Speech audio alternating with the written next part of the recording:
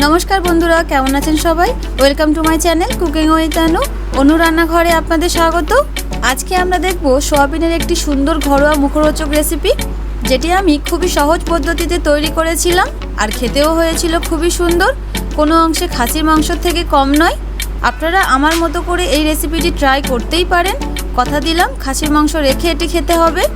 তার আগে এই চ্যানেলে যদি আপনি নতুন হয়ে থাকেন চ্যানেলটিকে সাবস্ক্রাইব করবেন আর পাশে থাকা বেল আইকনটি প্রেস করতে অবশ্যই ভুলবেন না, যাতে যে কোনো নতুন ভিডিও নোটিফিকেশন আপনি সবার আগে পেতে পারেন।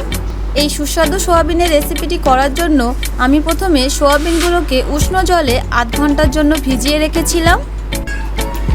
আধ ঘন্টা পর সোয়াবিনগুলোকে জল থেকে তুলে নিকড়ে আরেকটি পাত্রে রাখবো।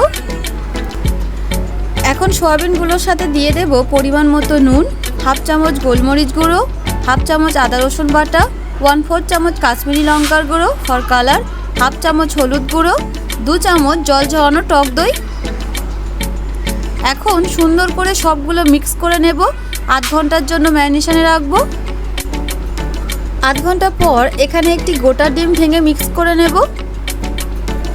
তারপর এটিকে ড্রাই করার জন্য 2 চামচ কর্নফ্লাওয়ার অ্যাড করে দেব।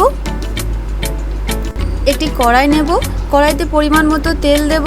তেল গরম হয়ে গেলে সোয়াবিনগুলোকে লো টু মিডিয়াম হিটে গোল্ডেন ব্রাউন কালার করে ফ্রাই করে নেব।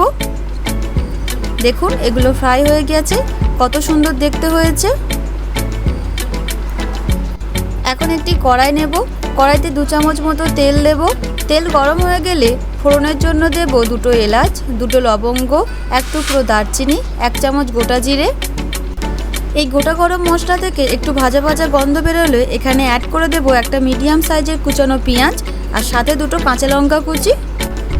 2 মিনিট পর পেঁয়াজটা একটু ভাজা ভাজা হয়ে গেলে এখানে অ্যাড করে দেব হাফ চামচ আদা বাটা, হাফ চামচ রসুন বাটা। আদা রসুনটা পেঁয়াজের সাথে ভালো করে মিক্স করে নেব। আদা রসুন থেকে একটু ভাজা ভাজা গন্ধ বেরোলে এখানে অ্যাড করে দেব একটা মিডিয়াম সাইজের বয়েল পটাটো বা সিদ্ধ আলু। বয়েল পটাটোটাকে মশলার সাথে সুন্দর করে মিক্স করে নেব আর সাথে দেব পরিমাণ মতো নুন, একটা ছোট সাইজের টমেটো কুচি।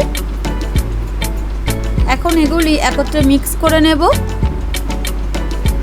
আর ঠিক 2 মিনিট পর টমেটো বয়েল হয়ে এলে এখানে অ্যাড করে দেব 1/4 চামচ কাশ্মীরি লঙ্কার গুঁড়ো ফর কালার, 1/4 চামচ লঙ্কার গুঁড়ো ঝালের জন্য, 1/4 চামচ হলুদ গুঁড়ো, 1/4 চামচ জিরা গুঁড়ো, 1/4 চামচ ধনিয়া গুঁড়ো।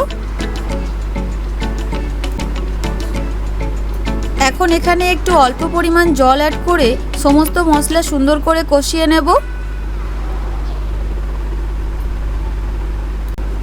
দেখুন মশলা কত সুন্দর কষানো হয়েছে। এখন এখানে 2 বাটি মতো গরম জল অ্যাড করে দেব আর 2 মিনিটের জন্য তরকারিটি ফুটিয়ে নেব। 2 মিনিট পর এখানে অ্যাড করে দেব রোস্টেড কাস্তুরি মেথি। মেথি দেওয়ার পর আরও 2 মিনিটের মতো এটি ফুটিয়ে নেব। 2 মিনিট পর এখানে অ্যাড করে দেব আগে থেকে ভেজে রাখা সোয়া চাঙ্কগুলি।